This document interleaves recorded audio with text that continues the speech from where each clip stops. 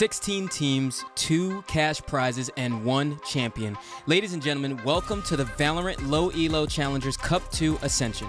I am your host, REBL, and joining me on the cast is one of my favorites, Fish. Now, we've got an exciting BO3 to get through today, but most importantly, this is the start of a new era as we've got so many teams joining us this season. Fish, how you feeling about today, brother? I'm very excited, especially because we're getting the first game of the new and improved VLE Challengers Cup 2. Yeah, it's going to be amazing too. I mean, we got MINJI and Visualize here. Now, I'm thinking about this matchup right now. I know on the side of MINJI, we've got Shizu here, Hoopa, very familiar names, right? That played in our last cup. And we have Lycra, who's actually going to be coaching that squad. He was on Nexus, so amazing familiar faces on the side of MINJI. Now, Visualize, we are not as familiar with that squad here in this tournament yet, but I'm really excited to see them play because, I mean, pretty soon here we're going to start talking about some of the players before we get into the maps, but honestly, so excited to see the new talent here. And do you have any predictions for today? How do you think this matchup might go? Honestly, I'm not too sure. I haven't seen either of these teams play. Both pretty new to the scene, but just with the players on MJ, I think they might take the win. Yep, I think so too. I think there's definitely some proven players on MJ. I mean, we've seen Shizu, we've seen Hoopa, very great people. And so on the side of Visualize, you know, not as familiar, but I will say, I mean, I looked at some of the stats of these guys in their ranked games today, and Visualize got some cracked aimers on the squad. They're putting up some pretty nice numbers in some of their ranked games, and they look pretty warmed up for today, so I'm excited. On the side of MINJI, though, I did get some scrim bucks. So Shizu actually shared with me that MINJI wins most, if not all, of their scrims. So that's really good to hear. I haven't heard any scrim bucks from Visualize, but I mean, coming into this, MINJI seemed pretty confident, I must say. Yeah, I think with that MINJI record, they can be confident. Winning all your scrims is very, very difficult, especially when you're trying out new things, new comps, and you're playing teams which might be a little bit better than you. That's really what you have to do to improve as well. Play those better teams. And I love that you use that word improvement, right? Because that's actually what this entire cup is all about, improvement, right? That is the road of Ascension, and why we've titled the Cup 2 Ascension, is we're looking for teams and familiar faces to come back in here and show us what they can do to improve themselves and set the record straight, right? Really prove themselves in this tournament. And so I'm really excited to see where those improvements come from on the side of MINJI, and I'm excited to see Visualize set a bar for what we can expect from them for the rest of this tournament. So with that being said, folks, you lovely folks at home, we're ready to get into the action and start things off. Welcome to VLE Challengers Cup 2, Day 1.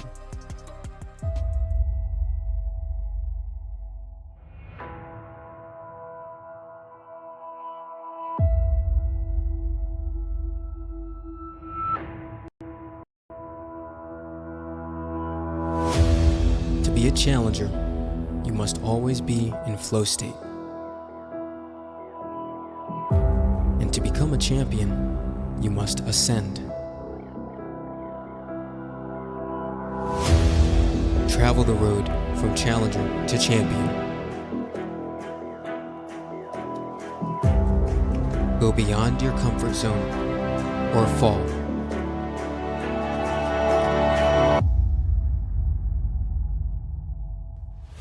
Over here towards mid. From the shadows came through, but right now, Hoopa with such nice shots into the round, a fourth. Going through U-Haul, caught by the Cypher trip, that's 3 hit. And right now, Ekro looking to push through. He gets 4 on the round. Knights gets too far ahead of it. But there it is, the spray transfer comes through. The operator's close range. Going for the next one, and there it is. Shots come through. It's enough to take the diffuser down. And right now, Mango's playing around it very well. He gets all of them. Jadico. Ooh, the spray transfer comes through, and that's 3 for Jadico. Store here. Shots are gonna come through the lineup. Ooh, he gets the clutch. There it is.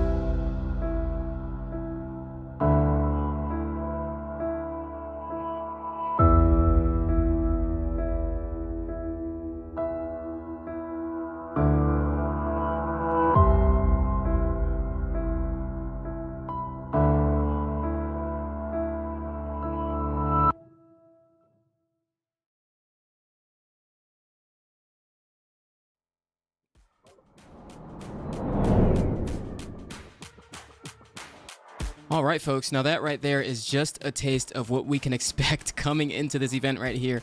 What an amazing cinematic there. Now, looking here at the map veto now, as we're ready to start things off. So MINJI is going to be Team A coming into the series. That means they got the first map ban and pick. And they picked Lotus here. And I love Lotus. I think when it comes to Lotus, a lot of times when it comes to comps, I think about the Omen, Viper, Killjoy, Fade, Raze comp that's being played honestly everywhere. We've also got some teams that like to play the Cypher Deadlock, and we've got some teams that play the Neon Breach Fade. So I'm excited to see how these teams approach this map. How you feeling about this one? Well, Stars Lotus a bit of an attacker side of map. Unfortunately, getting removed quite soon, so we're gonna have to get these Lotus games out of the way, out early. Like you said with the comps, I haven't seen either of these teams play, but I'm hoping that both teams go for a bit more of an attacking comp with this Neon, the Breach, and the Fade. And even with more just util and dumping power. Double Sentinel, I don't think it works too well on this map. You don't really need that advantage in the defense if you can just plow through and win your attack every single round. You're totally right. And I agree with that. So I think that coming into this, I mean, both teams are probably going to utilize a lot of what you're saying here. Now, looking at the side of Visualize, though, they picked Abyss. Now, what excites me about this so far, Fish, is that we get to see Abyss in our first best of 3 series in the tournament here. So that's going to be awesome. No matter what, no matter how that first map goes, we're going to see that Abyss. Now, comps have been approached quite weird on Abyss for me. To explain further, Honestly, on Abyss, I thought we were going to see some crazy, like, double controller metas, maybe even just double Sentinel when the map first came out. And everybody in VCT right now is playing Omen, Cypher, Sova, KO, Jet. And I'm like, okay, it's just Ascent Part 30, right? So, you know, coming into it, do you think we're going to see some innovation from either of these teams at all? You have a prediction for that? I'm thinking we might see some Harbor. Harbor is incredibly good Yes. on Abyss, especially with his B retake, where you can just get that cove down and defuse the spike. And especially just on that B retake, is this map is very, very linear. You almost always want to NB, just go there, plant the spike, play post plant. But if we don't see the Harbor, I'm expecting to see at least a nice little double initiate comp with KO and Sova. Both agents are really good on the map. We might even see a breach if they're choosing to do a Neon instead of a Jet. But apart from that, shouldn't it be too much innovation? Yep. Agreed. And then looking at things on Icebox, I mean, I expect to see just Viper all over the place. Probably KJ. We might see a couple Sages here and there, but, you know, we'll see if we even get to that decider map here. But honestly, before we talk a little more about this map, Vito, and even get into Agent Select, I want to talk about some players on both of these squads. First one I want to talk about here is actually Paris. So Paris, on the side of Visualize, actually won't be playing today. So we were prepared to talk about Paris today, but I still want to talk about them because this Visualize squad, I want to kind of dissect what can we expect from this team moving forward. They do have an emergency sub of CJ from Red Panda Gaming, but Paris, this was taken from a ranked game that was played about 3 hours ago, and Paris 340 ACS, 31, 15, and 6 KDA, 85% cast, and 4 first bloods there on the Sova. And one of the things I look to most in this game, Fish, is initiators, right? Initiators set the pace of the game, and they set up the duelist, and there's so many important things that initiators do to change the course of the round, right? So Paris, I'm looking for this player, especially because they're the IGL too. They're in a pivotal role in game and the IGL, so I look for this player to be a pivotal person on this squad moving into the tournament. Yeah, you said it well. The IGL, one of the most important roles of the team, maybe the most important, and losing that in the first game isn't going to be good. But I just want to point out they do have almost a super sub in CJ. The winner, or one of the winners, in the last tournament, and especially one of the best IGLs probably in this league, so not really missing out on too much. But what it will miss out on is just all the team chemistry and all the scrims that they've been doing, working on their strats and working on this mid-round cooling, which is going to be completely different under a new IGL. Absolutely, yeah. And unfortunately, we won't have Paris, but we will have CJ in Paris's place. And I agree with you. I actually think that CJ is going to fill those shoes incredibly well. I mean, CJ was a sub for Zeta last season during their champion run, right? And I think that, you know, with CJ filling the shoes here of Paris, me looking at this and seeing that Paris is a great player, I think that CJ is going to fill those shoes incredibly well, and Visualize have an incredible thing to look forward to here. Now, switching things over to the duelist side of things, I want to check out here. So we've got Nakamura, who is the duelist for MINJI. You guys here in the community may know him as Luck. He was previously on Gentle Minions in the Cup 1 tournament. These stats here he has on Raze was from his last map of VLEC, the Zeta vs GM Grand Final on Sunset. I remember Fish, we were casting that, and he struggled a little bit that series to find insane amounts of impact that we saw from him throughout the group stage of the last tournament, so I'm looking for that improvement here. Yeah, you said it well. Luck, despite getting to the finals, didn't really have the greatest map, and it's one of the key reasons their team lost. But what I have seen is actually a bit more Luck gameplay, and when he's been on this duelist, he's been doing quite well, especially just for a couple of different teams. But his agent pool and diversity is really not the best. Well, not many duelists being viable, or only the Raze, the Jet, and the Neon. I don't really know if he can play all of those to a high standard. I don't think I've ever seen this guy play Neon. Yeah, I'm not sure I've seen the Neon either. I think mostly Raze and Jet from him.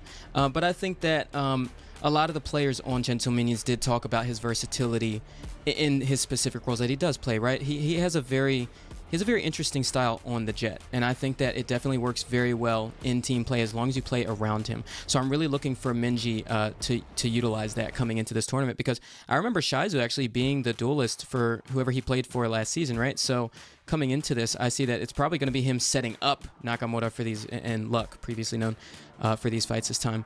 Now, switching things over to Visualize now, Kuni, who is actually the duelist for Visualize. These stats right here are from a ranked game about an hour ago, actually. Within the last hour, he played a Sunset game here on Neon now. He doesn't look as warmed up. 161 ACS, 12, 15, and 4. But the glaring stat here for me is 7 first deaths. So, you know, I'm looking to see his success in the opening engagements coming into the series, because Luck, someone who is or Nakamura in this case, very confident on this duelist role. Kuni, you know, giving up those 7 first deaths, and I know it's only one game, right? But it's all we have to go off of. We haven't seen him play in this tournament yet, but I'm really looking for him to make a difference in that stat line coming into this game. Yeah, no, I have to agree with you. The first bloods and the first kills, they're the things that really dictate the round and who's going to win it. Hard to come back when you're already down numbers or in a 4v5 situation. But I just want to say, there's a good positive there. At least he is taking these first fights. He's ready, he's experienced, and he wants to go for them. That's really what the duelist has to be doing. Now it's really on the initiators to set him up ready for these first bloods. You're absolutely right.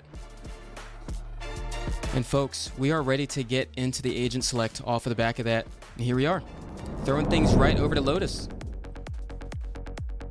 Now, coming into Lotus, we did talk about comps. Oh, okay. So we have a Breach Yoru Deadlock pick already coming out from Visualize. What do we think of this one? Wow. Now, me personally, but this comp is terrible. That's different. Definitely different. It's different. They have a Deadlock, and unless they're going to play double sentiment with it, maybe a Chamber, maybe a Vice, maybe a Killjoy, maybe a Cypher, then not really going to have too much util to hold down these flanks, which means you almost have to have 1, maybe 2 Lurk. And in this case, it's going to have to be the Deadlock and the Yoru. Yeah. Either which, that good agents are lurking. I guess Yoru can do well. He can get 1 TP back. But when he's almost the main way they're going to be able to take space having no drones in this comp. It's not looking good. And on the other side, bit of control. I was going to say the troll picks, but I was going to say to your point of Visualize this comp, that is a glaring issue for me. No drone util. The Breach solo initiator going to be very difficult to find those openings onto the site and get that active information, right? So that they can actually get these successful execs. But I mean, this is a very active comp. I expect a lot of fights to be happening here, and we have the Clove Omen pick out the side of MJ here. So this is going to be really interesting, honestly. These I didn't expect either of these comps, Fish. I'm at a loss for words with that. Yeah. But both teams don't actually have a drone. So both teams are really lacking on that initiated util. I guess. And I'm definitely not a fan of the solo Breach, for sure. Yeah. He's gonna fade. I think both these comps are just a bit better with a few more changes. But it's really on now and who's going to play their comp better. Who's going to be more experienced with this. Yeah, you're totally right. I'm a big fan of this Clove Omen. I haven't tried that myself, but I think it could work pretty well in theory. You just have to play really, really slow, trying to get all the advantages, waiting everything around for the enemy team to make a mistake, because you don't have too much util to force one out yourself. Yeah, this is very interesting. So they're both actually at the same disadvantage, right, with that solo Breach. But I think that's definitely a very interesting thing that's going to play out in this series. Just so many active fights. If I remember correctly, correct me if I'm wrong, but the Clove Omen comp, is that something that EDG did at some point on this map? Because for some reason I just remember that. I think that EDG played that on this map, the Omen Clove. Might have to check back on that later. I'm pretty sure EDG did play Omen Clove. I'm not too sure of this match.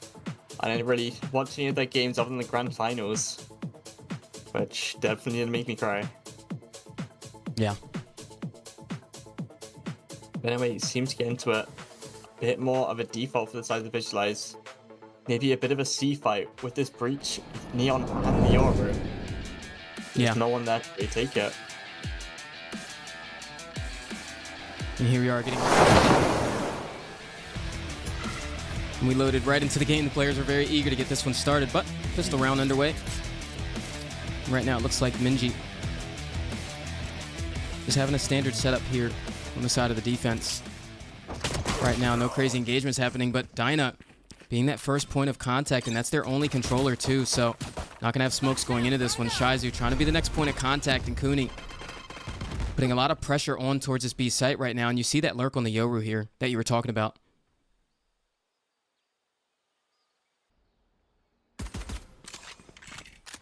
It's almost like it's just either trying to take space anywhere they can and go for this B split. And after the pick, that's exactly what they can do, but with no smokes, it's getting very, very hard to secure the site, especially just from a little flood retake. Looks very likely. As the blind comes out, it's just delaying.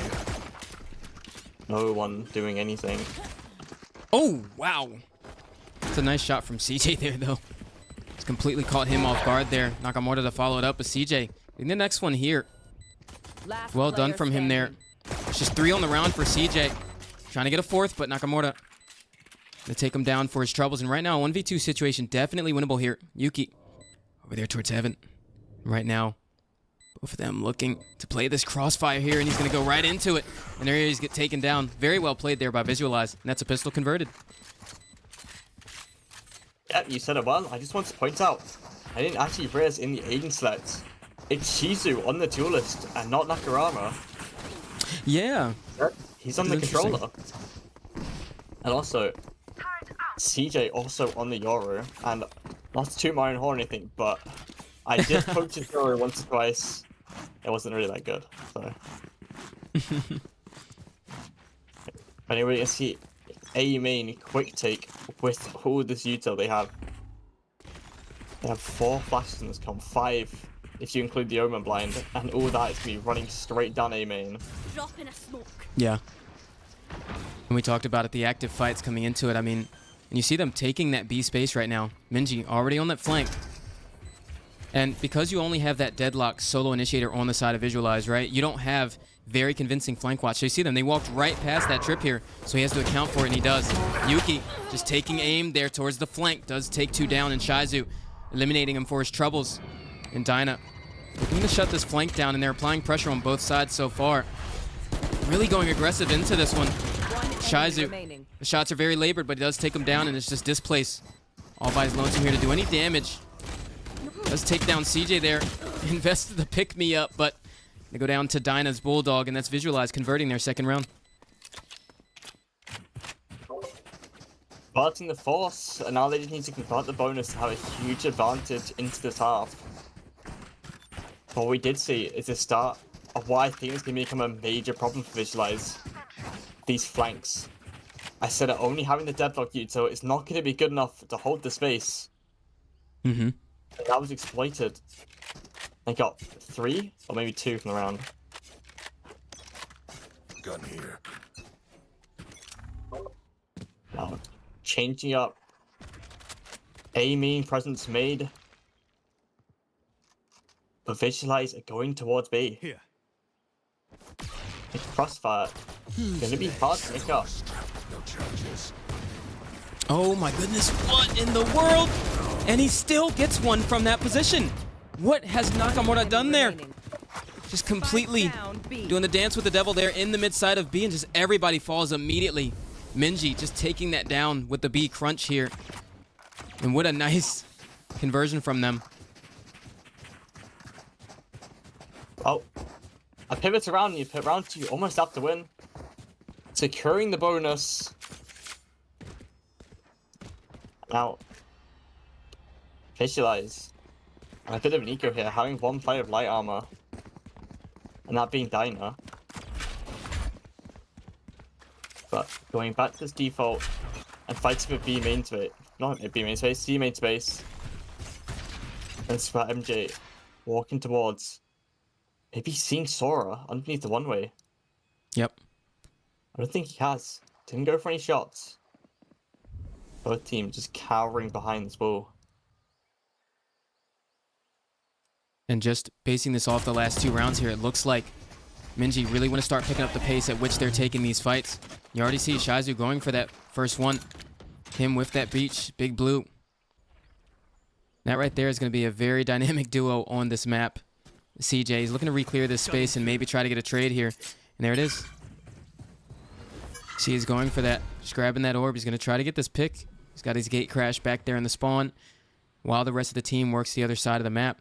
Now, at this player deficit, they're really going to have to work a pick here. And I think they're leaning on CJ to get that here on the C site. But it's so delayed by MINJI here. They're not going for any more space. They got that opening pick, and they need nothing else. Very well disciplined. And while that's happening, Takes is coming over here towards the A site, and Hoopa does land the first one here. So far, locking things down well on the Killjoy. That's the second one onto Sora.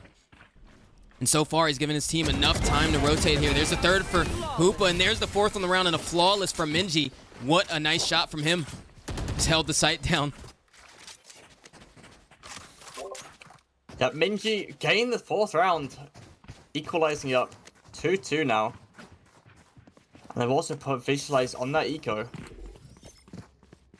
And we saw a couple holes there in the Visualize attack, just not being able to get the first blood they wanted. Instead, they're the ones taking that deficit. But their adapt to this is just a fight and slam C. With the solo Killjoy being there, and not even a turret to support them, could work.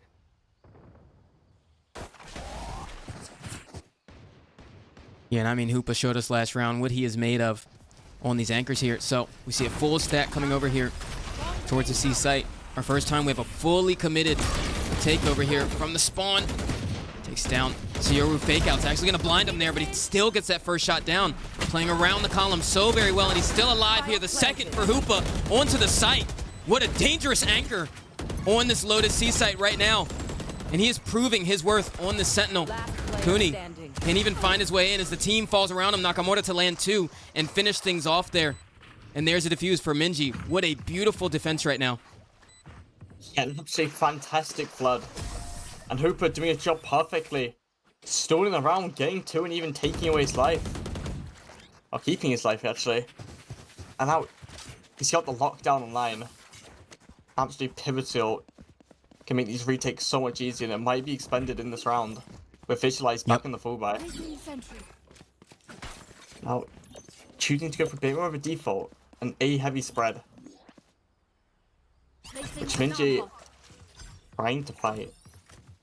And we're going to see an absolute brawl incoming. Placing swarm grenade.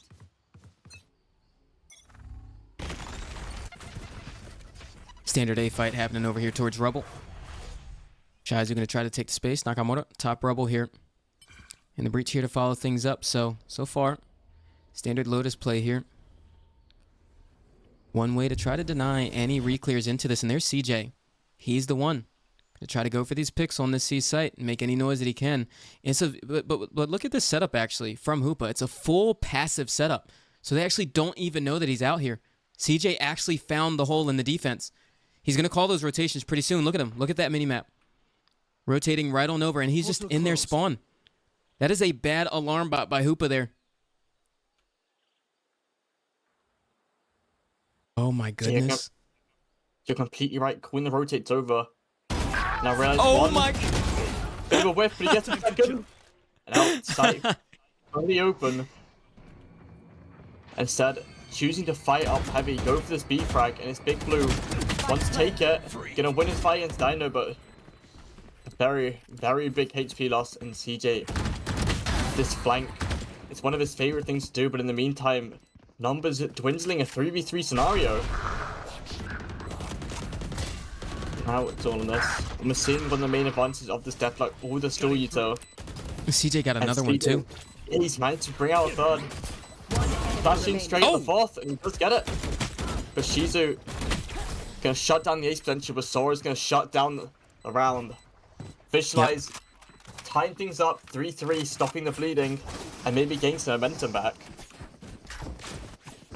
I mean, that lurk there from CJ was huge. That completely opened up the round, finding that hole. I mean, they're definitely going to have to go ahead and make sure that alarm bot is placed towards main or something if they want to do a passive setup. You see the pings on the minimap right now, too. Yeah, just a little mistake and it cost them the round. And still, I think you can still log past the alarm bot, but it's not gonna matter. With this brawl, it's about to secure. Breach ult to counter all of it. Same with the Euro. Oh. Stun flashes. And Cooney strikes blood first. Displace, getting one back, but he's not gonna live for too long. Spike down A. Oh, not dead yet from Displace. Gonna try to bring things back into this one. He does get one. Big Blue to follow up with another one right there from the flank. And CJ, last one left. 1v1. Hoopa. I got the spot. Time to jump. Over towards the B site there. CJ, he's been huge so far too. You talked about it in that pregame. Can fill any shoes on any roster. Cutting through. Gonna tap that spike over towards A and fake it out and just come over towards C. I mean, so far, what an incredible performance by CJ so far. The chances are looking really high in this 1v1 as well. Spike planted. This might be Fake teleport. what the Euro players call a fantastic outplay. But it's now going to be all on who gets his timing. It's CJ to hear him. Hooper has no idea. No way. But unfortunately, it's not even planted for him. It all matters on how long Hooper takes to get this defuse. And clearing all of stairs, there's only one place he thinks he can be now, and that is main. No The way. Go for the half, trying to stick it with a CJ. So I saved a day. What a clutch and the question mark in chat. He's having a game 12-6 right now. Double positive with the rest of his team. Can't get above 3 kills. I mean, absolutely fantastically played right there. I mean, when the chances weren't on his side, he just locks in, throws that gate crash towards the C site, gets the fake plan on A, and just TPs out and goes for the... I mean, it's just incredible. I honestly wasn't expecting to see too many great things from this comp on the side of Visualize, but CJ is making this Yoru look damn good right now, Fish. Yeah, you're completely right. But just as we get in the start round, we're seeing the same A pressure again. And what we saw last round, actually, I didn't point it out. But we saw those flanks, and the flank, I think he got 2 kills. Yep. We're seeing another advantage of having this Yoru. This fake decoy, just making the footsteps, brought 2 players over to the B site, and honestly, just in the B link area, near REBL. So it's not going to matter too much. For Shizu, securing numbers.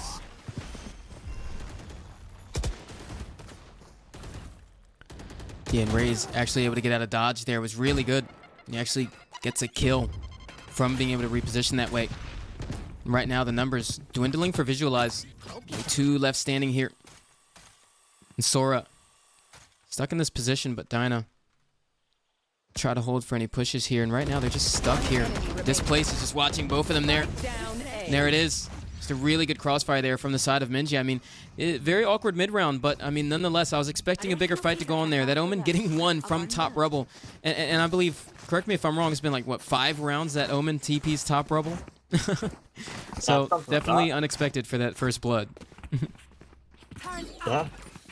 I just want to say, it looks like we'll have an absolute read here. 3 players towards C. Breach. Maybe AFK on the keyboard. They're going to be choosing to fight here. And they're going to have a stun. I think we might even have a breach out. Just playing off a bit of contact. And they read it perfectly.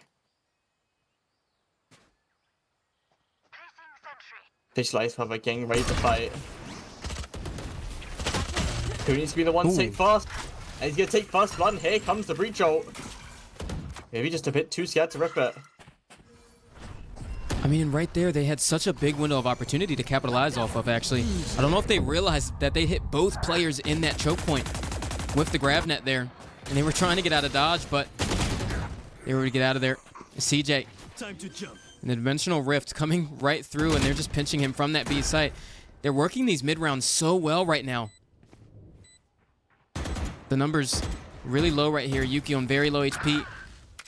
And Dyna just to follow that one up. He was thinking about getting the breach ult here. Flashing right in there. Still going to invest that lockdown, though. And Hoopa, he's done it before. He can do it again. Looking for the first frag there onto Yuki. Annihilation comes through, but it misses. And that wall back there actually takes Dyna out of the play. One gets caught there. Neoman taken down. The other one's low HP. Hoopa looking for it, and there it is. Right off the jump spot. 3 on the round, and the defuse for Hoopa. MINJI with 5. Clutch. I had to focus for a second. This has been a fantastic round from Hooper there. Getting the clutch out. Now everything's getting a bit toxic. As MINJI regain the lead. 5-4. Placing sentry. So far it's been 2 rounds after 2 rounds after 2 rounds after 2 rounds. Apart from that time, Yeah. MINJI got 3, but we're gonna have that. Althea. Placing Now, swarm we're grenade. seeing a little bit of a force here Placing swarm with the grenade. size of Visualize. And no ults in the play. After wasting 2 in a 2-for-1 scenario, I just realized I'm not even winning it. It is the same play again, same stat towards C.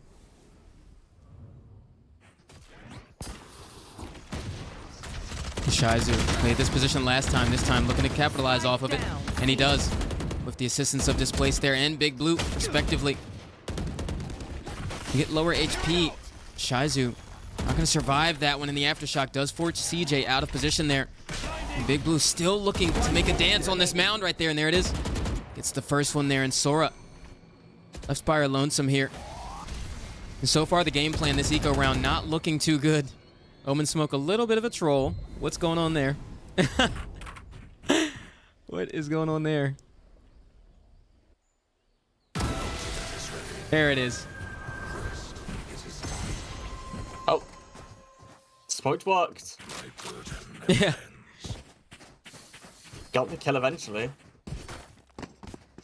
Post I mean, these that rounds. fish, or that fight rather, Oh, sorry, was really awkward towards Mount. They just couldn't get any space there, Fish. Yeah, I think they're just going a bit too fast to this camp. Maybe they need to slow it down a bit, wait for the opponents to make some mistakes. Instead of trying to force them on your own. 100%. Because of that, trying to go for a bit more of this default here. I think we're gonna have CJ just playing info, waiting to see where this Clove is. See if they can get past the smoke. It's been ruining the entire game. Unfortunately for them, Clove isn't there.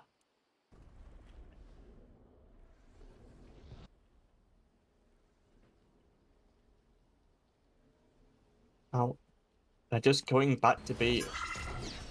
And with all the audio, and this fake steps, it looked like it's gonna be towards B to C. But Shizu, he's gonna hit all these rotates, and everyone going back to A. And he's the one with the showstopper. He's gonna be ready to take this fight. This place. Oh my goodness. One, and that's he does. DJ going down. And a bit of a team Yeah, but I mean, there.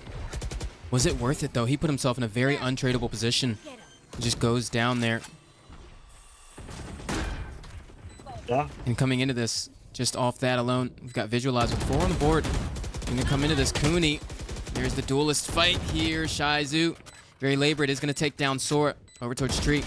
So you don't have that stun cooldown coming up and the headshot. But he actually goes down off the back of that. Nakamura looking for it, but Cooney with 3 on the round.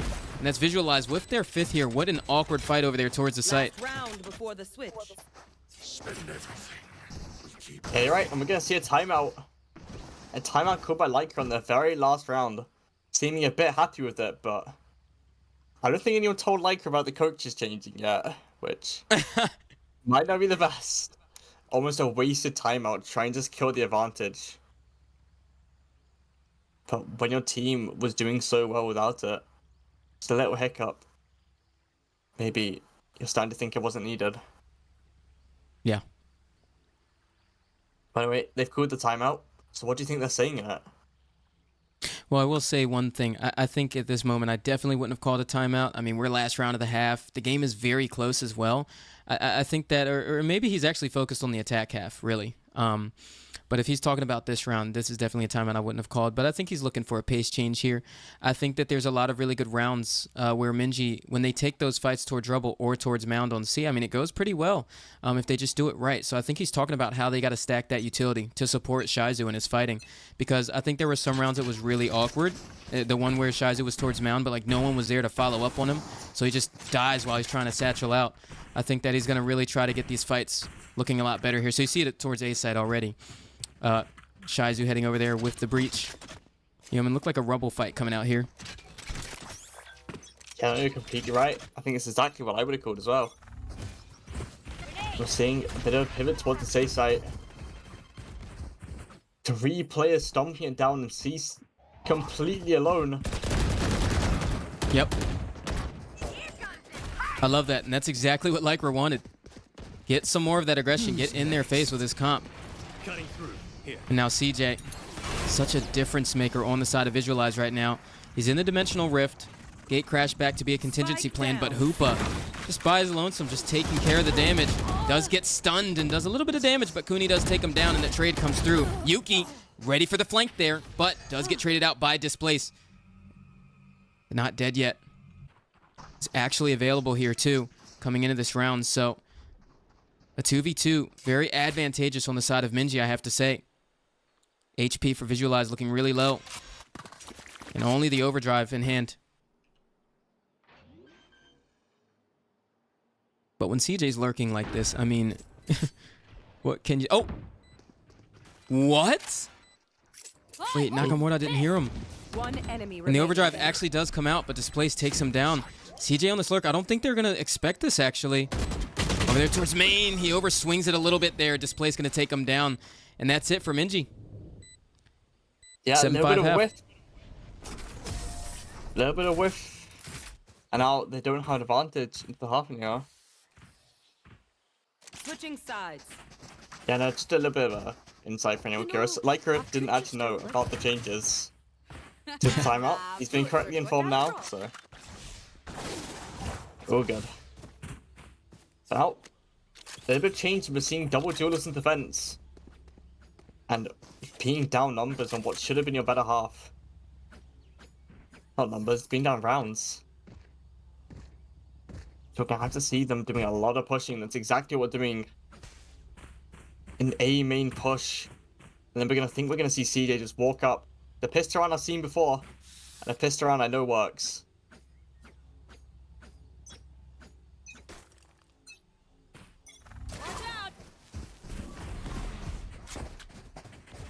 Yep, and it's that standard Rebel fight coming right on through now. This time we're going to see the juxtaposition between the Deadlock and the KJ playing on the C site, and this time it is the Deadlock. With respect to Yuki, and the sensor already tagging on a big blue, but the shots don't land, so he's going to get out of dodge here, but a little bit of stalling power happening as the plant does come through. You see the players here from Visualize starting to rotate here. It looks like they're trying to sniff out that lurker. It's the Killjoy over towards B, and that's Hoopa. He looks for it, and they're both just trained onto that angle. Very good discipline, I have to say, for the side of MINJI, rather. Or Visualize on that rotation. And Displace the tip of the spear into this one. Getting flashed so many different times. He's trying to play around it, and he does. And that overheal comes through, and that's what's so good about this Clove Pick, because he can take so many more fights. And there it is. Comes right on through. CJ, nothing left in store, and a flawless pistol there for the side of MINJI. What a way to start the half. Never had a doubt. Let's keep it going. Well, you know what they say, a flawless pistol means a flawless half coming up. I made that up. I wish. Sometimes you win those first 2 rounds and you just get 10-2'd. Reminiscent of some ranked games. It's not about ranked games, I think we have a ranked strategy coming up here. They are 5 pushing B for 4 to push down C. I mean, honestly, let them cook. I don't mind this. I mean, the KJ, yep. Yeah. I trust CJ. Wait, but they Okay. might think it was... Oh. Never mind. I was going to say they might think it's just CJ, because then he pops the gate crash after it, but Kuni taking down the lurker there. So far, they're looking to keep the guns together. CJ able to actually take one down is crazy. I mean, the fights are all over the place right now. This place landing his own, and there it is, the no-scope. So well done from him, that paranoia to come through. Just put a wrench in the works of the side of Visualize. Yuki trying to do any more damage that he can. It's a nice pick from him. A lot of damage done from Visualize on that strategy. I have to say it was very well done. It's a little messy, but MINJI 3 falling there, but nonetheless going to get the round win. Hey, you said it. Winning that round. Very, very messy though, and you have to think, what if this place doesn't get the kill with the Marshall? How does it go? I think we might see a 50. Mm-hmm. Anyway, coming to this time, it's gonna be MINJI pushing down in this P space.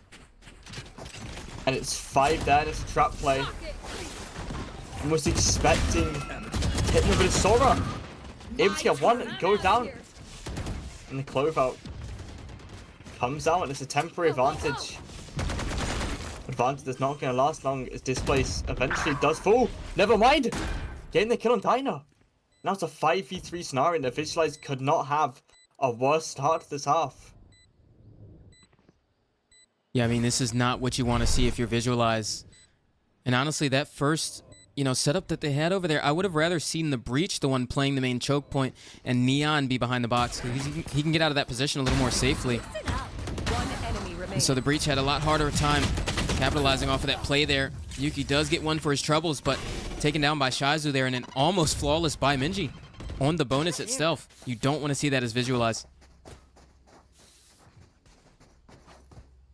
It's really not that good in this round. And I think the Visualize camp, the mental's going to be down. Especially after losing a round like that, which really could have been in the bag in a 4v4 retake. What a shot from Displace.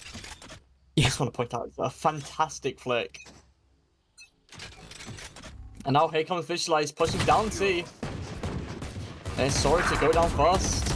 But Kui to bring one back, but Big Blue, again, winning it out. C. That was a 3v3 scenario, but what they haven't noticed is they have so much A space.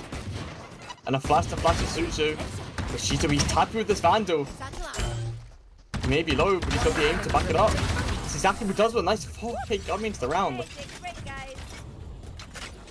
Yeah, I mean, a beautiful display of the mechanical prowess there by Shizu. That was really well done. What an awkward fight, though. Visualize looked so good, keeping them so far back in that choke. But Shizu just brings the mechanics out. Just completely sits them down. Even says it in chat. Just point Shizu out. He's 20-8 right now. Very much the highest fragging in the server. Yep. Second highest in Displace. 17-12 in the first. Third, it's CJ, the super sub for Visualize.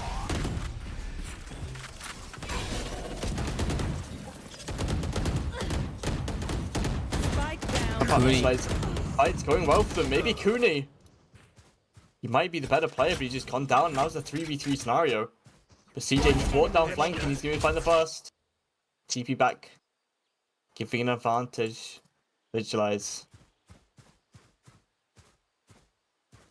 All 6 opening kills were done by I have the spike. the main duelist on each side.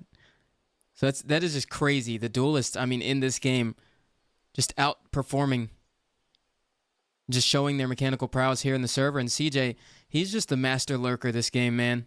It's just incredible.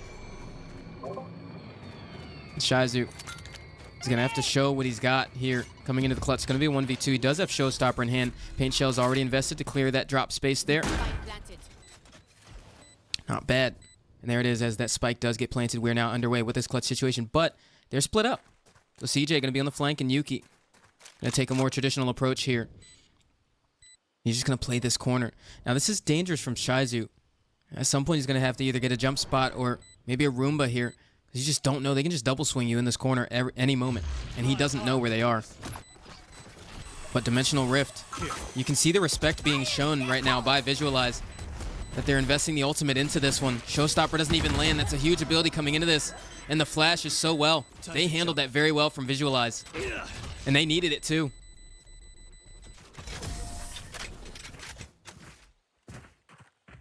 Almost a close round. We saw classic Showstopper shenanigans, never really getting that frag when you need it. They're saying it in chat, and this could be a momentum switch for Visualize. Unfortunately, CJ burning the ult there. Oh, when you're in the round, it's not really too much of a waste. Yeah. Now, MINJI focusing more towards the C site. To jump. And the C site is being backed up by a funny Yoru man and one deadlock trap. He gets 7 here.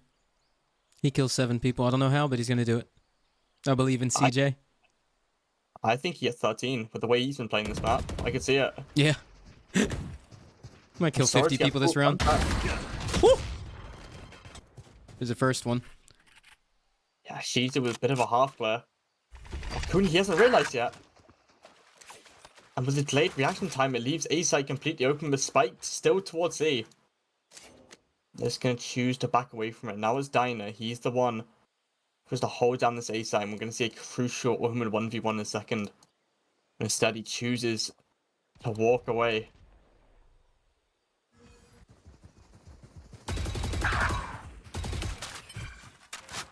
And Hoopa in He's such also- a forward position.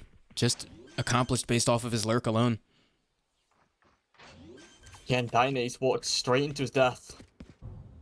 Spike planted. Now it's a 3v4 retake. From being up numbers to now being down. It's really not good. You can almost read this. Tree is such an open position. It's such a fantastic one in this post plant.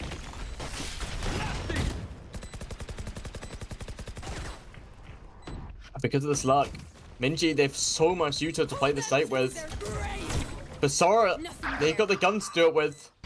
Getting one. CJ on the Player swing. standing. They go down. Now, Yuki, the final member of Visualize to fall. And MINJI, the one to get match point, 12-6. Looking fantastic. Correct me if I'm wrong, I don't think this is their map pick. Looking Oh really yeah, well. this is I believe this is Minji's map pick. Oh, okay. So Yeah. a bit So better this for is them then. interesting. Yeah, this is interesting to me though because I mean, it was so close in the first half and now it seems like just such a one-sided affair. We're at a 12-6 scoreline. One thing I want to note about this game is this has just been lurkers galore. And I think that on a map like Lotus here, just the way this game plays, you've got the rotating doors on 2 extremities of the map, you've got the breakable. I think that lurk is so important, and we saw that play out so well for CJ on the attack, but I think they're losing that value right now on defense. I think it's starting to show why that comp is not too good on the defensive side of things, because they're having such a hard time converting these rounds. They had to honestly solely rely on their attack with this comp, and you can see the trouble that they're having. And I want to see them take more engagements as a team. Right now, I mean, the plant is already down and not a single engagement was taken other than the lurk one towards C lobby. We've got the duelist alive here. Breach with full utility. Just gets taken down. So now Kuni has nothing to play off of. And right now, the synergy is just all over the place for Visualize. It's just not looking too good. Big Blue, even with the rolling thunder in hand, the aftershock going to take Dyna away from the spike. And I mean, the task is tall here. It's definitely possible, but it's so unlikely here. Dink does come through, and there it is. Hoopa going to land the last shot there. 13-6 for MINJI. And MINJI, a decisive attack half. Takes map 1. And they have 1 more left. And I'll just take the first series of VLE Challengers Cup. Number 2. Yeah, and I mean, that was what an interesting performance there. I mean, I was honestly expecting it to be much closer, but I think we definitely saw the weaknesses coming out in that comp on the defensive half. But I want to look at this leaderboard here and just note, I mean, Shizu, incredible performance. CJ as well. I mean, I think CJ found so much value for someone coming in, filling in the shoes last minute on a team that he hasn't played with yet, honestly. And so, you know, showing that means there's something to be said about the system, right? I think if they definitely had their player, they would have had a better chance. I don't even know if this is the comp they would have ran with their actual player here on the squad, Paris, that is, their IGL. So not only missing the IGL and not having, you know, that initiator player, you know, but having a sub that's not very familiar with the squad. So I think that part of this result can also be indicative of that as well. I don't want to weigh too much into the comp. I think it's also has to do with the sub coming into it, but he performed very well nonetheless. Yeah, no, I completely agree with you. I almost hope that when Paris is bad, they do have a bit of a different comp. Yeah. Really didn't work too well for them. Not at all. And now, getting into Abyss, and what's your predictions for this game after seeing what MINJI just done to Visualize? So My Abyss prediction. So I'm thinking about this map, right, with the double duelist that we had on one side and then the solo breach. When I think about Abyss, we talked about this during the map veto, and most teams right now are playing that double initiator comp, right? So I'm just thinking, okay, who on the side of Visualize is going to be playing that initiator? Is it going to be CJ, or is it going to be one of the players on the regular squad that's actually going to swap over to it and put CJ into a more comfort pick? And what is the juxtaposition of the tempo of that comp going to look like compared to this comp that they just played here on Lotus? Because right now, I just think the solo breaches wasn't cooking, right? And then we had the Deadlock here. I do expect Yuki to maybe play Deadlock on Abyss as well. I think that Deadlock's pretty decent on Abyss, and I see that Yuki's got some comfort here on it, on Lotus at least. We finally do have our first map of watching Visualize, right? So we have a sample, obviously with the sub in place. But I think that Abyss, I mean, with this kind of tempo that MINJI coming out of this map with, I think that MINJI's just going to take this series 2-0. But I think that Visualize can definitely prove us wrong if they show us a better comp and show better synergy with that comp.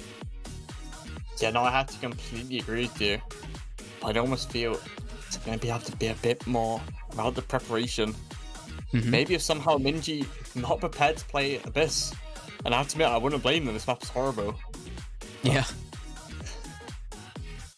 No, I will say, Abyss is definitely one of the prettier maps. It is just beautiful when you look at it, but the layout, I definitely agree. I have a hard time with some things on Abyss there in terms of how it's played. But honestly, I think these teams are going to show us some innovation. I mean, definitely showed us something different there on Lotus. I'm not going to say good, not going to say bad, but definitely different.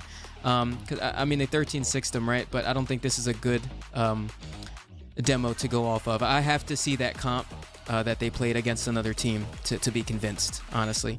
But coming here onto Abyss, I do not expect to see the conventional comps, the Cypher, Omen, Sova, KO, Jet here. I just don't. And I completely agree with you. I just want to point back to what you said earlier. Abyss, very, very pretty. Perfect to jump around, just wild and cool on your own. But to play? Never mind. This map is absolutely horrific. Especially in ranked. Oh, one of the most tilting maps to play in ranked. I will say, I actually like watching Abyss, though. I really, Abyss is one of, and this is probably very contrary to popular belief, but Abyss is one of my favorite maps to watch in pro play and just in organized team play in general. Because I like to see how people take a map like Abyss, right? A lot of us have the same sentiment, right? Abyss, you know, we struggle with it. And even pros talk about this. Abyss, not their favorite map at all. They trash on it like they do with Breeze. But I will say, I like to see how people diagnose that, right? I think that's the good thing about watching Valorant, is because as viewers, we have a very subjective view of these maps, you know, as players, right? But then as viewers, and we actually watch the games, we see how people approach the maps and solve the issues that we see of the maps alone. So that's one thing that I'm excited to see coming into the Abyss. And I got to see what Visualize is cooking for Abyss, because after that Yoru Neon Breach Deadlock we just saw, what are we going to see on Abyss? That's going to be very interesting to see indeed. Well, I think I'm going to have a little bit of prediction on this Visualize comp. I have no extra information, I just want to say it. Yeah. I think we're going to see a Neon Phoenix. Oh, maybe get a fade in there, because why not? Oh no. Cloven Viper. There we go. That's the comp. I really hope we don't see that comp. Is that a real comp? Is that for real? No, well, the Neon Viper, it's not the Neon Viper, the Neon Phoenix is. He's by CMG, I think it's called, in the EMEA Ascension League. Managed to get third of it. Surprisingly, beating the team that was very, very favoured to win on this map, Pacific. Yeah. That's actually good to hear. Actually, thank you for telling me that, because now I actually want to go back and watch that. Just thinking of that comp in my head, I'm like, no, that is not it. But I want to go back and actually watch that game now, just because you said that. I'll be watching that after this is over here. But folks, we still have a best of 3 to get going here. We've got our second map coming up, but after this intermission, we'll be right back.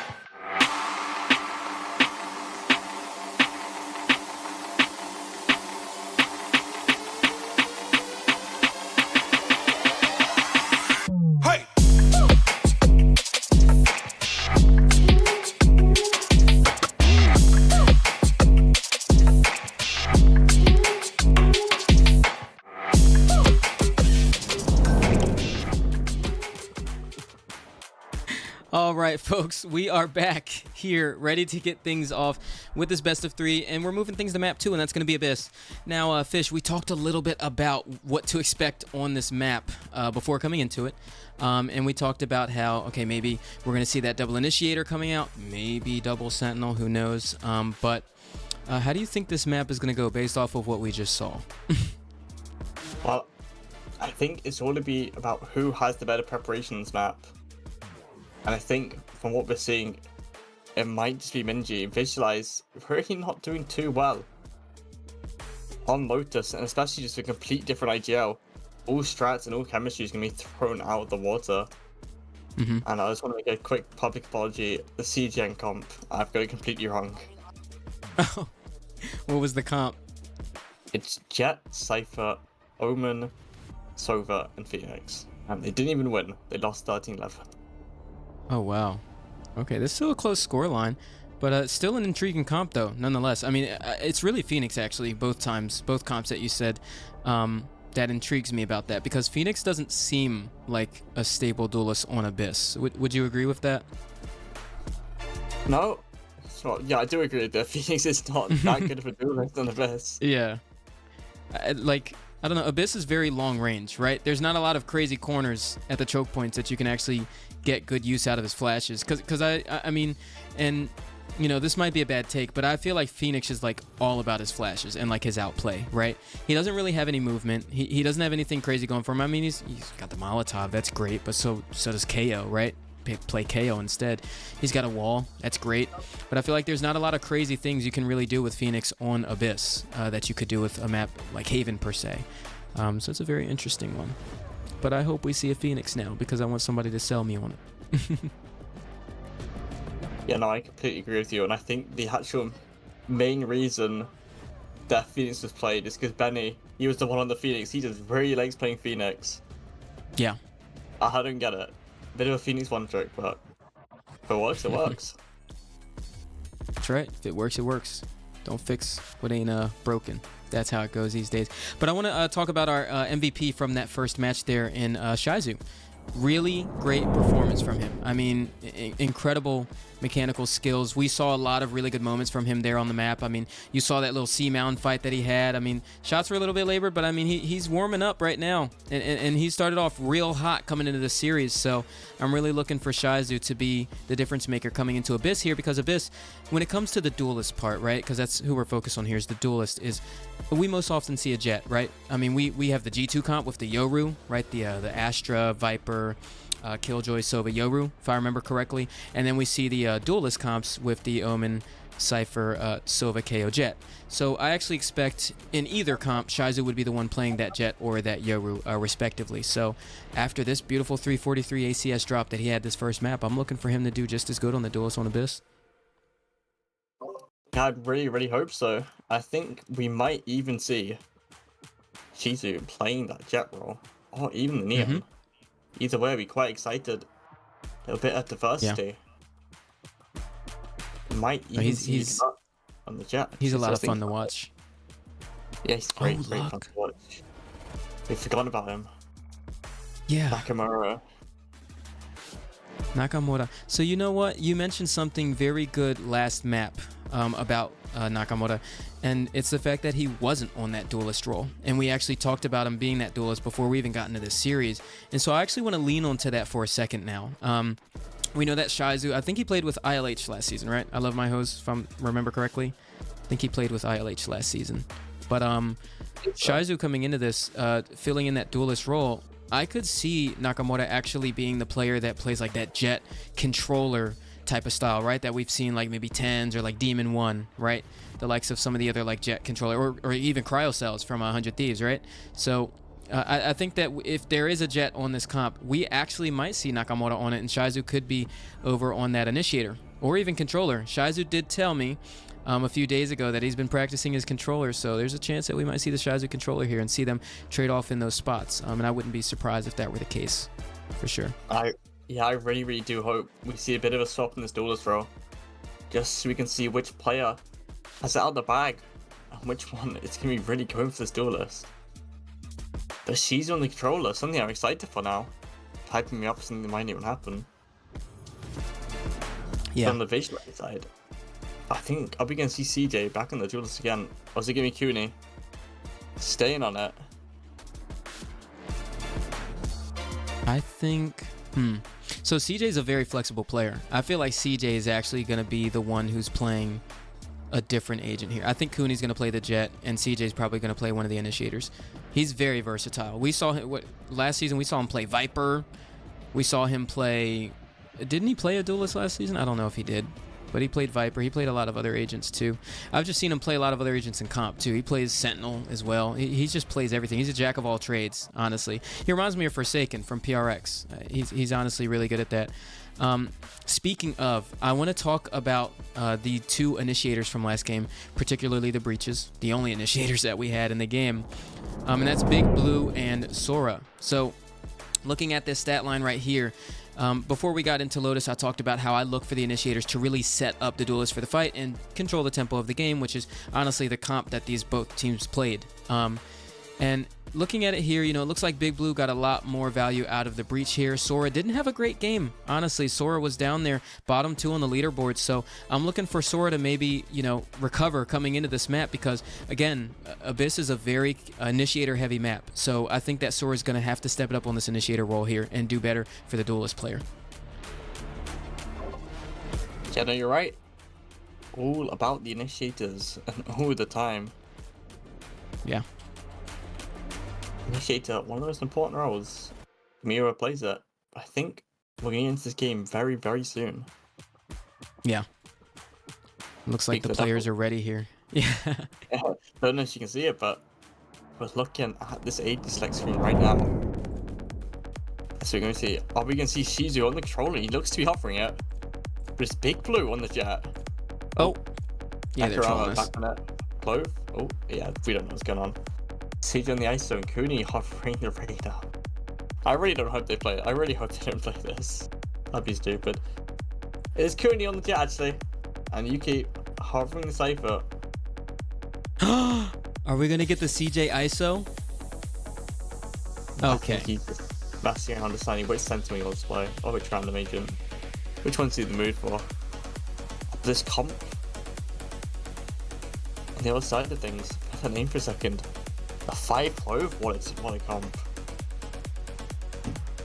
If you have just enough smokes, you'll win that round. Honestly, no matter what CJ plays, I'm gonna like it. CJ plays everything so well. So I know he's like trolling. He's got all these different picks going on, but these are all actually really good picks. And if we actually see this Vice right here, oh my god. This would be great. I'm always hoping we do actually see this Vice. Hoopa? CJ, you could show me what this Vice is. Time for Breach. What? Nakamura on Sova? And they just swap those around. Why not? They're trolling this point. No Vice. Bit more of a default comp here. No true flashes, but at least they got the drone this time. At the side, So, being all the comps around. yeah. There was a lot of hovers going on there. So looking at this, I mean, it's two very standard comps. I mean, they've just both gotten rid of the KO, and on the side of Visualize, they invested into the Gecko, and on the side of MINJI, they invested into the Breach. But it's the roles that are getting me here right now. So Hoopa's going from playing KJ to Breach. Nakamura's going from Duelist to Sova, or sorry, Omen to Sova, and Shizu is on the Jet, which I definitely didn't expect here. This play staying on that controller. But then on the side of Visualize, Cooney's on the Jet and CJ's on Sova. So this is interesting. Well, I mean, CJ, he is an initiated player. And Cooney was the one to play Duelists in the previous game, so I'm not finding this too interesting there.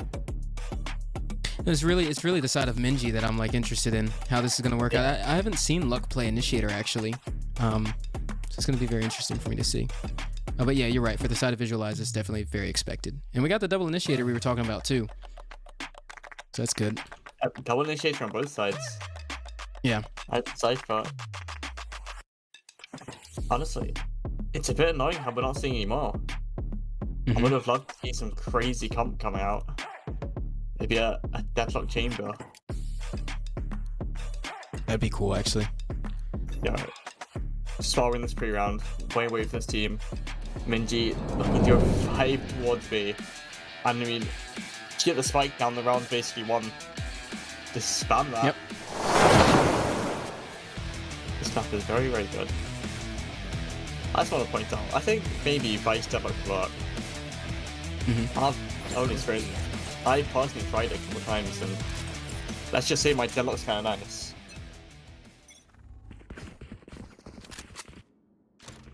Now, so they're putting a lot of trust in this Cypher over towards the B site. Nonetheless, hit comes through over here. And now where Yuki's positioned right now, I consider that one of the most important fights to actually take control of B site. You see he's already conceding that space there as the stun does come through. So as you said, I mean, honestly, it's just a free plant, and it's going to be a spam play here. Now, we're going to see a lot of this on this map, folks. Just planting on B site and just playing off for spam. There might be some rounds where they might have some ultimate set plays, and they might push over here towards this elbow position, but nonetheless, pistol round, we're getting the spam action. Hey, you said it well. Just gonna go for the spam, and now it's a game of how many mollies and how much spam can one team get, and every single member's flashed up to the side of MINJI, but it's not gonna matter if the frags aren't going their way. CJ trying to get one now. It's just a spam after spam. What's another? One And no enemy time remaining. left. Last player standing. CJ getting 4. Killing everyone on that team but the round that last. MINJI getting the pistol round. A repeat of what we saw last round. Half. Yeah. And honestly, the bodies were dropping everywhere. I was so focused on the diffuser, actually. He actually almost might have gotten away with that defusal, but there it is. The spam fest does come through, and MINJI do come out on top of that one. It was pretty close, though, nonetheless. I think we're going to see a lot of that on this map, especially if they're going for the B site. I don't expect a lot of thin defaults. Abyss is a very hard map to get a really good default with the comps that both these teams are playing here. So, as I say that, look at this 5 stack on A. It's a 5-stack A. The rest of MINJI going towards mid. But this B A main fight, it's gonna happen. CJ's gonna want to fall. UK getting trade back, and that's a gun. Oh my Kept goodness. Up on, look at these fights. Everyone's swinging each other. And MINJI getting the advantage of a 4v2 situation. Where she's on low HP and with this Vandal, giving an absolute target if you can take down. But look at Yuki's position here. If he can catch nice little luck into the CT area, to the B main area, he's actually gonna get spotted by Shizu. Couple shots going through. Yuki has managed to pass though, and now it's a game of timing. Are they gonna leave and go on site? Go play from this main area? They aren't. One enemy remaining. Well, I'm tripping over Well. my ward. Shizu's not tripping over that crosshair placement. A nice little one tap. Yuki now just playing for the exits, and he gives us a couple minutes or a couple seconds really. Speak about the round. Obviously, starting with the heavy mid play and then pivoting to A, we're going to see a lot of that. Which is the advantage of taking this mid space.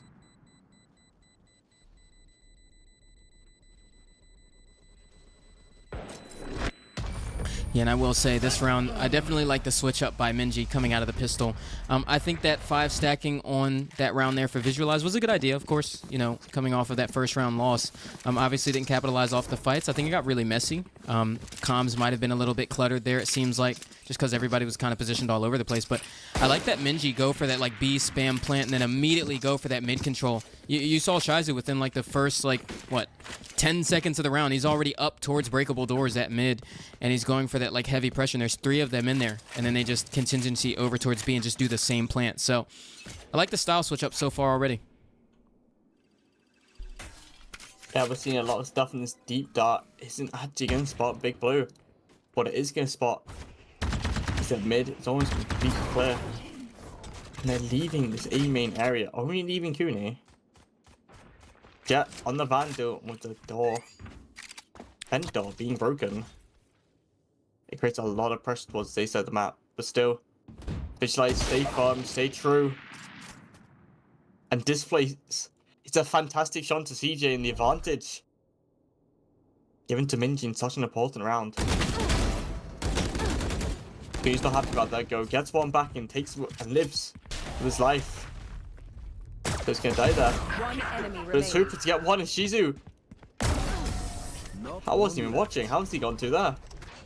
Yeah, that. So he flashed the Omen back sight and just gets a pick on him, and the breach wasn't ready to, or the jet rather, wasn't ready to trade him out. That was so awkward. 2 with the classic there. So MINJI just convert that bonus. And I mean, we saw something like this last map, Fish, and I'm getting nervous for Visualize. I'm getting nervous too. After losing the bonus round, a round you really should have won. It's not really looking good, and they're going back for tried and true. Get the plants down onto B. Yep. And MINJI also investing up here, this place. He's gonna be the one holding it.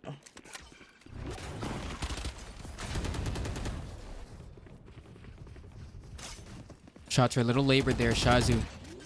They would have take that frag down on the entry, but he's looking to get a lot more aggressive coming into this. Puts himself in a very dangerous, untradeable position, but it's that confidence from him we talk about.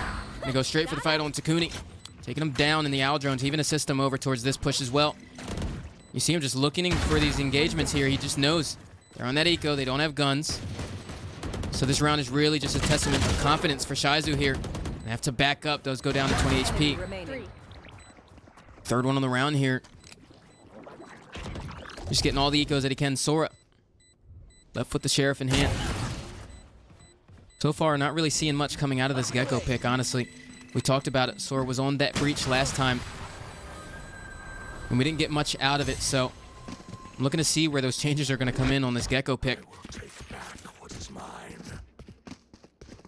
Doesn't to stream Sora, but don't die at displace. We're disgusting upshot to end the round out. And MINJI, they get up to 4 and Visualize still yet to pull on the board. Now, we're starting to see a bit of a pattern here. Here. Going B, and then to A, and then to B, and then to A. And I wonder, CJ, can we have to pick up on that? I don't think he has yet.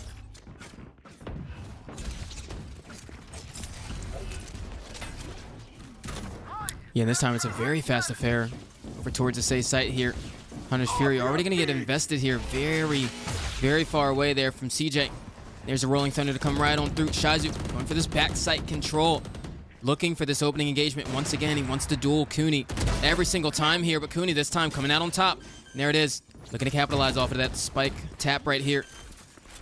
And right now, they don't have great control of this side. I mean, they are just surrounded by Visualize right now. The retake going to commence at any moment there. And there it is. The Dizzy going to come right on through. Collapsing right onto the site. Dyna taking the wider angle here. Dark cover to come through and Neural Theft. Confirm the enemy positions. One does get tagged there.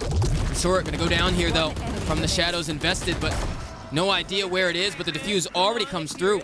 And the spam through the smoke just wasn't enough this round for MINJI, and Visualize convert their first. There you go, Visualize in the board, and I have to question the call from MINJI. I'm not really too sure about the IGL, but they decided to invest into the previous round. It worked out well for them. So I don't really know why they decided to go A. Yeah. You can't really get too much value from that. And already was just to their detriment. Now what we're seeing is Yuki on this up. He's gonna be holding down all this A main space.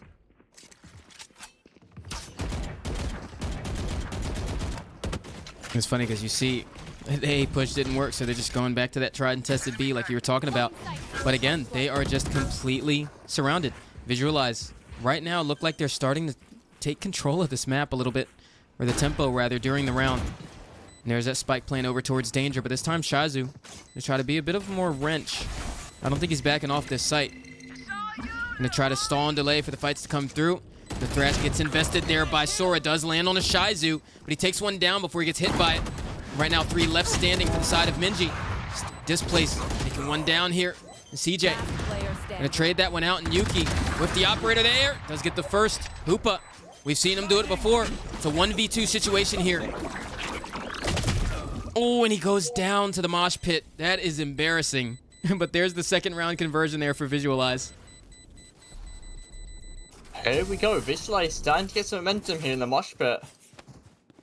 It's time to hit the kill. Vibe check, you feeling good? Hope so, hope so. The tried and tested B didn't work, and now it's Lycra calling the timeout. And he's really just been talking to his team, trying to get the fixes that he thinks needs to be made. And me personally, I would like to see them go back towards this B site. Unfortunately, losing the operator there, but Cypher, he's been A for a while, only been B on the pistol round, I believe. Maybe another round. And you definitely don't want to go towards this not Gecko. The operator.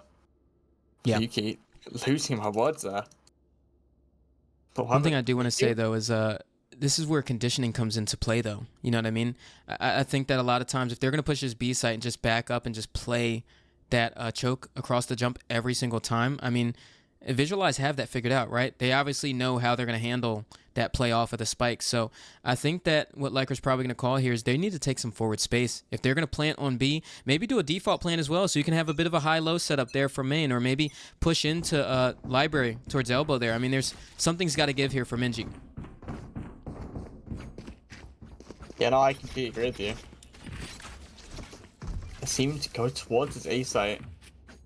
And like I was saying, Juki, the first one to peek with this operator. Now, it's going to be all about how the breach, the solo flashes for this comp can shut him down. Oh. But maybe you're needed that if Shizu can just peek like that. And still one tap to start the round off. Now Shizu running into the back site and Kuni goes down to. So far it's been dismantling the side of MINJI and Visualize down like the Sora's gone down. Now Visualize 1v5. And whatever like it could seemed to work. Flawless round from MINJI, breaking the momentum. Getting them back in. I think Mental's gonna be down off that one. Yeah, we gotta get a check on that. That had to be a speed run there. The fastest round converted in this tournament, in between the beta and Cup 1. But honestly, I think that round wasn't fully indicative of what happened from the timeout there. I mean, we had Cypher opping main. Why does Jet not have that operator, right? Why are we not setting up Jet for like operator shots? Why don't we have that Gecko going for some flashes here? Maybe even a Sova Dart, anything. Right now, I'm seeing some glaring issues on the initiator play from Visualize between both maps in the series. I agree with you. I really feel like Visualize aren't really playing this B retake too well. I know they've won it a couple of times, but especially towards this, I feel like this deep mid area, this mid bend, is so important for them. Otherwise, the rounds just rely on spam, and sometimes you don't get lucky enough. Here. Well, it doesn't matter if you don't get lucky enough, you're winning all your 1v1s. Nakarama alone with the spike heads towards A site. The smoke crosses him off and he lives this, comes back with his life somehow. And now, defense reading this. Going towards A site. I couldn't be too sure of it, but if Nakarama gets one like that, it's going to be very nice for them. Dark coming out and Kuni with the 1v1. The spike goes down. Nakarama playing this fantastically, even if he doesn't get the frag. He's delayed time, and it's allowed Displace to get one. Dark coming out, and Wingman trying to place in the spike, but a little bit of a fumble there. Unfortunately, because of it, he can lose his life. And Displace get one back, and a 3v2 is turned into a 1v2. And Kuni just choosing to save. What a salvage there by MINJI. I mean, the affair looked so disadvantageous from them in that early round, and they've just completely dismantled Visualize coming into that. I mean, and the thing is, honestly, Fish, early in that round, it looked like Visualize had a bit of a read, too. There were so many resources already, you know, there towards the B site to handle the execution, right? They completely bricked them off of the site.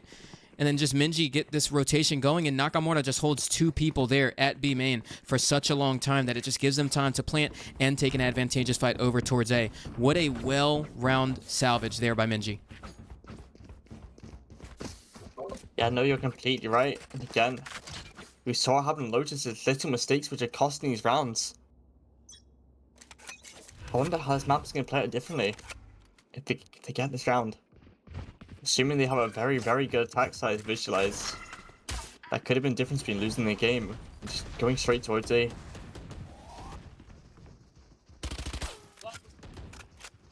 Yeah, we're seeing MINJI go back to try and true, getting on B site. Sorry, getting a frag.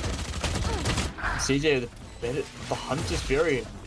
Trying to get the plant, unfortunately doesn't, but at the same time, Shizu fools. And now it's a 5v3. Yuki's done what I said so. Trying to take this E-Link area. He's even stopped the breach shot, I think. I'm not too sure. Yeah, it's really well handled there. We talked about it too earlier in this half. They're going to have to get a different plant and a different look there on this site. But, I mean, Visualize still handled it very well.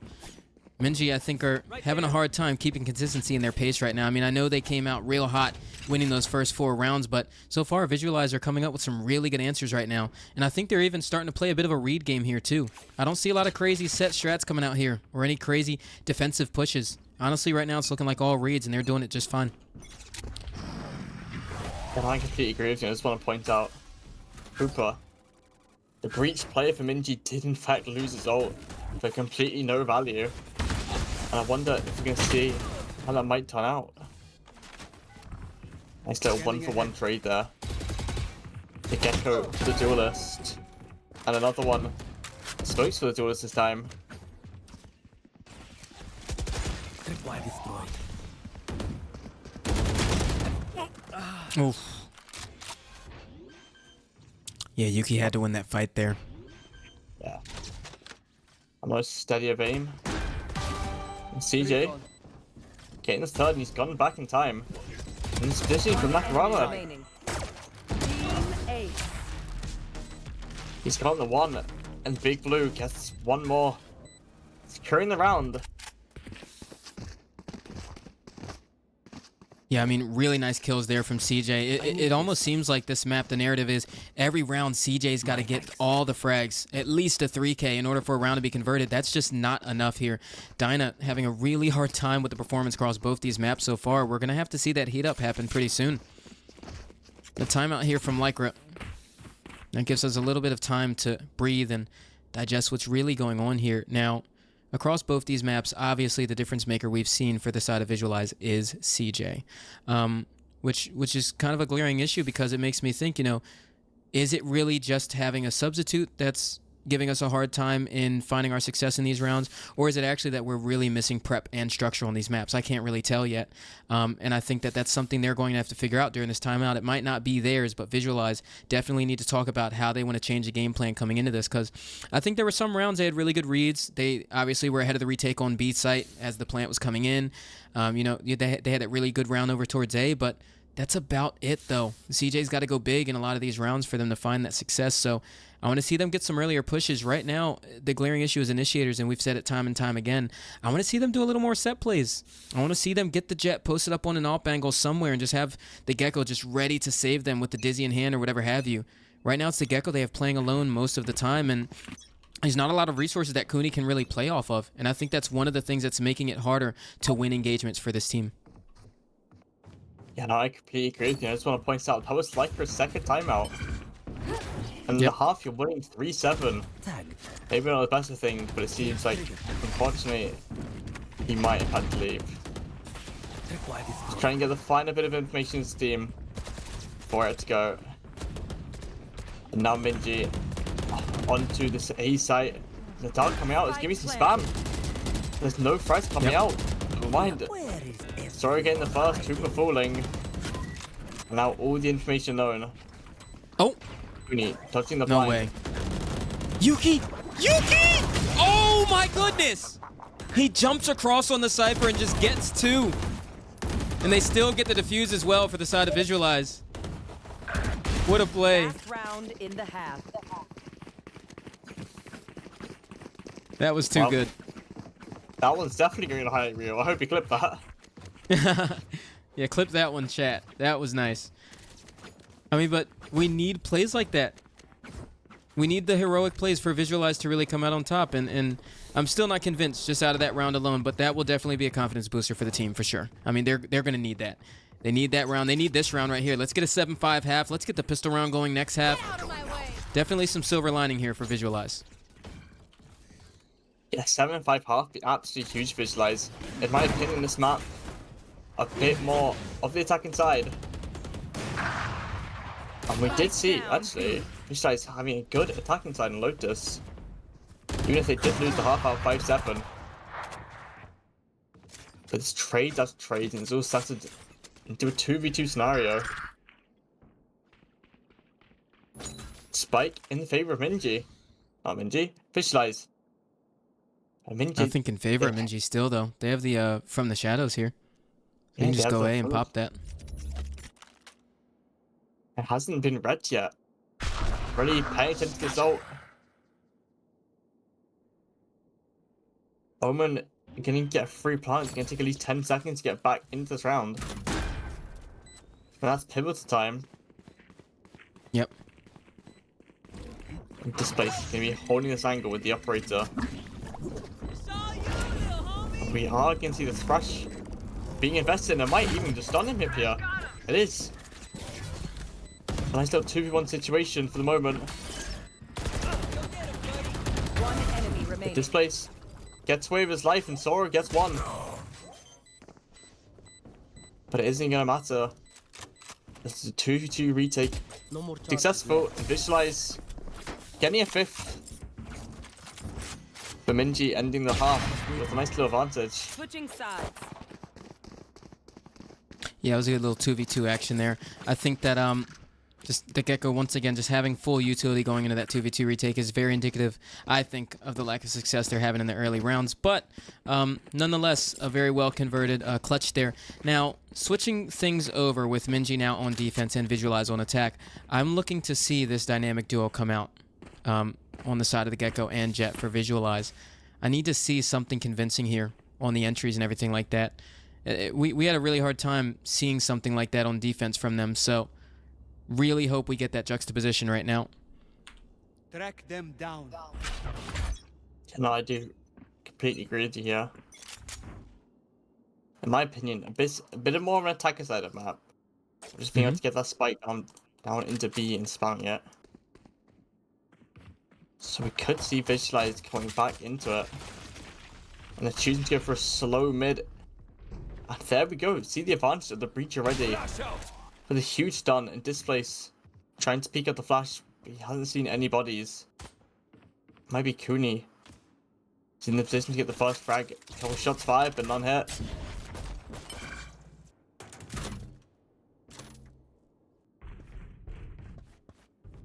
Seeing Visualize back up into the A site here, and this is what I like to see. Nice little execute. The first bit of damage, little spam through the smoke. And we're gonna see Sora getting tagged with the dart.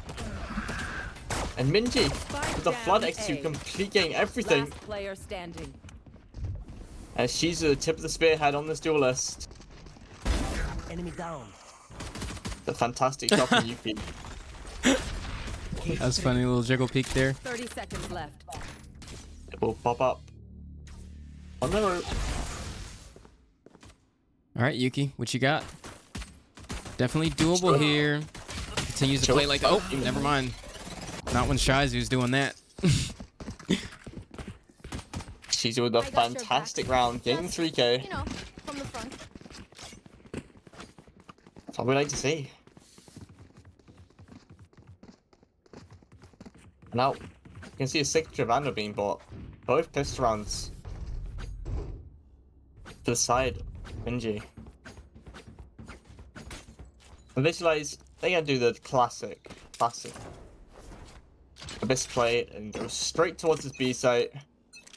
Hope to get the spike down. But they're gonna be greeted with Nakarama with this outlaw on the up. Spike Means down. with both B. snipers actually. Displaced for 1-2. And he's gonna be able to get the first frag. Nakarama with 1-2. That's the third. That's the fourth. Displaced on a roll with this Marshall. Maybe get this guy on Jet next time. Oh. She's a bit of a whiff, but it's not gonna matter. Flawless round for the side of MINJI. Yeah, you mentioned something that definitely intrigued me, so maybe him on the Jet next time. So the thing is, I noticed both these teams just love giving sniper, whether it's an operator, an outlaw, or Marshall, they just love giving snipers to everyone but their Jet player. I just noticed that on this map particularly. We had Yuki sniping, we had Displace, or was it Dinah, I think, was operating on attack. One of the two. That was just crazy. I don't know what that's about, but yeah, I was gonna say I'm gonna have to look into that tech. The non-Jet operator on Abyss. Definitely interesting. Oh my! How does he get away with that? Big Blue just running across the choke point, just getting a kill there, and that's their entry as well. Yeah, No right. one was. It surprises me more that nobody was there to trade that out either. Like immediately before he got the kill. I agree with you. Oh. Because that one pick, the round slowed down. There goes the entry. And they're holding for a re-clear of A. And CJ alone, lurking. But he's 40 HP. He's actually going to die. The Marshall headshot of Displace. Who is this guy? Spike down A. Yeah, take it all back. That guy's a demon with the Marshall. Never mind. Might have our new Ekro on that guy. And Hoopa looking to manage things over here at A. Right now, once again, Visualize just in such an uncomfortable position. Player standing. Trying to find anything they can. Spike Displace is down, already attacker pushed up. spawn. He had a Marshall, now he's got a Vandal, and he's everywhere. Shazu to close things off, and even in the body spam here, too. You can see MINJI, they're feeling real good about this one. That is both bonuses won. And the economy for MINJI is absolutely fantastic. 7k on Displace. I talk about Displace. He's at the top of the server right now. 18 and 8. Only winning 4 assists. That doesn't matter when you gain these frags. Bit of an Omen diff right now. Don't want to point it out, but Dyna is having a bit of a bad game. 2 and 10. Yeah. Oh, 2 and 10. 2 and 12 actually.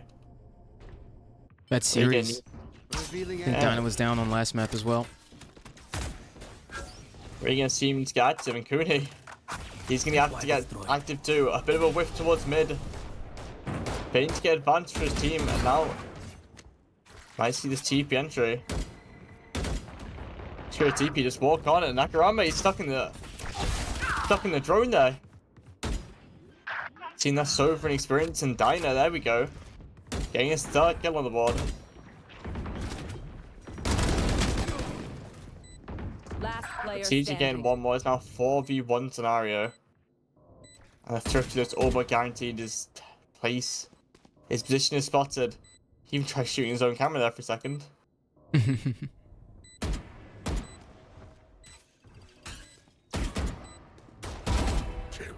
Alright, here's one. Got a lot more to go from that one. Let's get the second one. The shots are labored though. The trade doesn't even come through, but not going to be able to get this diffuse. And Visualize. Do land one down here, but I mean, it's still not quite convincing. So that entire round, Cooney just spent his time at mid while the rest of the team entry towards A. So just a jet lurk here. This is very interesting. I'm starting to see a big pattern here from Visualize. They really like to utilize this jet in a very unconventional way. And I'm trying to dissect exactly how that's working for them. I think that round it was good. I mean, Cooney took a lot of advantageous fights over there towards mid. Popped the dash and is just looking for the 1v1s around the corners, but looks like we're going to get an entry onto the site here. Yeah, you said it. We're going to see this Gecko out. Cooney jumping on the site and using... Oh, the shooter. And he's confirmed that. T2, he's been detained. The operator from Display. He's going to keep the jet alive. And what There's the Omen up. Should have been numbers up to Visualize. Now ends with numbers up for MINJI.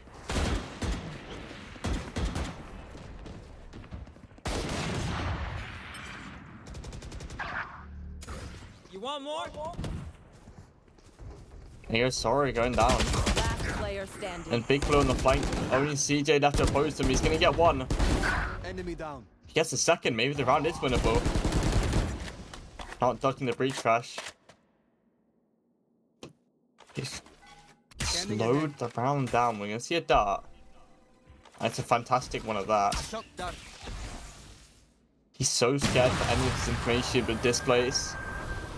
With the operator angle, cutting him down. This guy is an absolute demon with those snipers.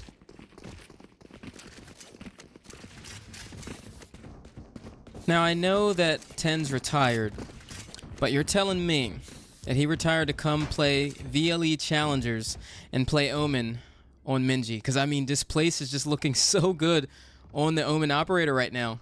I mean, he's just having a field day right now. But I think part of that is also because, like, Visualizer's having a really hard time. So MINJI can honestly do things like this. He's just solo op on B. I love everything I'm seeing about this right now because it's working. Enemy It's spotted by the Al drone there. Cover going out. Solo off on B, and I still trust him to get 3 here. Yep. Hoopa will actually get scanned by the recon bolt there. So you see him trying to play around this choke point. The dangerous affair. That's a very hard fight to win alone as a breach there. So he's going to go ahead and get out of dodge here. He's still trying to look for the picks. And right now, CJ is so aggressive here with the Sheriff. just completely gets punished by that off positioning. The rest of the team is back B main, and Cooney's here on the site. Once again, no synergy between that Initiator Duelist combo. And it's just Cooney looking for dry 1v1s. Displace the operator here. It's a little bit labored, but still lands the shot. Gets the next one on to Yuki there. And I mean, Displace is just having a field day. Looks like Sora might have got disconnected too. All right. Oh, never mind. He comes back to peak, and Displace takes his head off. Their winter has come. He was obviously with him Fish. into the round, but he's gone back into it. What is going on? I think the parents throwing. They don't understand what's the line.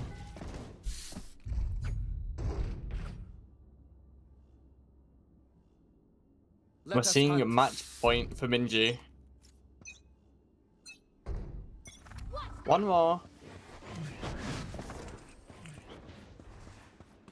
Recon Bolt comes through. We get a really active play here towards mid from MINJI. Looking to just close things off right here. And Shizu's already through. See the Blade Storm coming into play right now. The Aldrone comes through to try to help him out. There's the second onto the round and a third. And this is what we talked about, that mechanical prowess there from Shizu. What a way to end the match. 4 kills there from Shizu with the Jet. And that's 13-6 in favor of MINJI. Wow, MINJI with a fantastic debut there. Yeah. 13-6. And what was in the last game? 13-6 too? Yep. Same scoreline, I think. Yeah. Really? All the players are saying thank you for scrim. Wow, they really didn't take this that seriously, did they? Yeah, I think definitely on the side of MINJI, it's very clear there's a lot of synergy between these players here that we can definitely dissect just through VOD review alone. I think a lot of teams are going to look out for MINJI in that group as well. But for the side of Visualize, I think we talked about all the glaring issues already, so we won't harp on them too much, but I think that Visualize, after this series, they're definitely going to have to go back to the drawing board and think about, okay, what do we want to do with our duelists? Because honestly, I feel like Cooney's a talented player. Even though we haven't seen some crazy performance from him this entire series, I think he's a talented player. He's shown us some moments here and there. I think that honestly, Cooney could capitalize even more if he just had a lot more utility to work with. And so far, it looks like that's the missing link for Visualize right now. Part of that could be indicative of missing Paris right there, IGL and Initiator player, right? But yeah, I want to see that change for Visualize coming through because they're already in the bottom bracket of their own group here, Group A that is. So they're going to have to win 2 best-of-3 series in a row if they want a chance at that playoff spot here, going down to MINJI in dominant fashion this series. Yeah, you said it well, and I do have to agree with you. I think there's going to be a bit of an IGL issue. But MINJI, they looked absolutely fantastic on those rounds. Doing so well. Yeah, and you can tell there's a little bit of prep there too. I saw a few rounds there mid. I was watching. They had like a recon bolt come towards back mid very quickly. There was a flash that came through and then a jet dash. So they have a couple set plays that they were working with there. So it looks like MINJI are kind of cooking, and I think that they're definitely in this group for sure. Good contenders for the playoffs run as they've won this best of 3 already. So they're in the winner's match, right? And so all they got to do is win another best of 3 series, and there it is, playoffs already. I'm excited to see how the rest of their group shapes out. That's going to be a very interesting one. One thing I do want to talk about here is we did have a second matchup planned here, folks, between Zeta and DSS Gaming, but unfortunately Zeta did forfeit their game due to an ongoing investigation of the players on the roster, and also just the players were not available to play the matchup for tonight's game. So we'll give you updates on Zeta in the coming days on how that's going to play out. But we've got matches coming on Sunday, and that's going to be our Group C and Group D matches. So we'll be back with those matches here, but Fish, any closing remarks? Nope, I have nothing to say, really. Yeah, this was a bit of a wash, right? Yeah. It's a great opening game for MINJI. And Visualize, we can blame them not having their IGL. Yeah. totally fair. Because I think they were probably also leaning on CJ to, because, you know, he's an IGL, right? So probably leaning on CJ to bring some of that structure, but he doesn't know visualize a structure, right? So definitely some things there to go back to the server and maybe assess with the IGL and talk about, you know, what things that we can work on. Because, I mean, even in the lack of Paris, right, I still expect to see some good fundamentals, and there were a lot of fundamentals missing here in terms of the micro from visualize. Even macro-wise, we weren't seeing a lot of conditioning on attack. We didn't see them really, you know, utilizing like previous round scenarios to create advantages in later rounds. So these are all small missing links that I'm sure they're going to assess, you know, after this game is over and after they've VOD reviewed this match. Because I definitely think, again, there's some talented players on this roster. Obviously, Dyna, very, very poor performance in the opening, but, you know, Dyna definitely has time to come back to this, and Kuni for sure. But yeah, folks, that ends things off here. Thank you so much for joining us on the opening day of VLE Challengers Cup 2 Ascension. We'll see you on Sunday.